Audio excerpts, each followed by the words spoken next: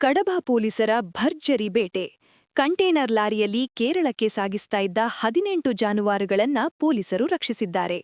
ಉಸಿರುಗಟ್ಟೋ ಸ್ಥಿತಿಯಲ್ಲಿ ಜಾನುವಾರುಗಳನ್ನ ತುಂಬಿಸಿಕೊಂಡು ಹೋಗ್ತಾ ಇದ್ದ ಖದೀಮರ ಪ್ಲಾನ್ ಈಗ ಉಲ್ಟಾ ಹೊಡೆದಿದೆ. ಆ ರೋಚಕ ಕಾರ್ಯಾಚರಣೆಯ ಮಾಹಿತಿ ಇಲ್ಲಿದೆ ನೋಡಿ. ಹಾಸನದಿಂದ ಕೇರಳಕ್ಕೆ ಅಕ್ರಮವಾಗಿ ದನಗಳನ್ನ ಸಾಗಾಟ ಮಾಡ್ತಿದ್ದಾರೆ ಅಂತ ಕಡಬ ಎಸ್ಐ ಜಂಬೂರಾಜ್ ಮಹಾಜನ್ ಅವರಿಗೆ ಪಕ್ಕಾ ಇನ್ಫಾರ್ಮೇಷನ್ ಸಿಕ್ಕಿತ್ತು. ತಕ್ಷಣ ಅಲರ್ಟ್ ಆದ ಪೊಲೀಸರು ನೂಜಿಬಾಳ್ತಿಲದ ಕನ್ವಾರೆ ಹತ್ತಿರ ಕಂಟೇನರ್ ಲಾರಿಯನ್ನ ಅಡ್ಡಗಟ್ಟಿದ್ದಾರೆ. ಪೊಲೀಸರನ್ನ ನೋಡ್ತಿದ್ದ ಹಾಗೆ ಲಾರಿಯಲ್ಲಿದ್ದವರು ಎಸ್ಕೇಪ್ ಆಗೋಕೆ ಟ್ರೈ ಮಾಡಿದ್ರು. ಆದ್ರೆ ಪೊಲೀಸರು ಒಬ್ಬನ್ನ ಹೆಡೆಮುರಿ ಕಟ್ಟಿದ್ದಾರೆ. ಬಂಧಿತ ಆರೋಪಿಯನ್ನ ಹೊಸೂರು ಮೂಲದ ಅಕ್ರಮ್ ಪಾಷಾ ಅಂತ ಗುರುತಿಸಲಾಗಿದೆ. ಆದ್ರೆ ಇನ್ನೊಬ್ಬ ಆರೋಪಿ ಕತ್ತಲಲ್ಲಿ ಪರಾರಿಯಾಗಿದ್ದಾನೆ.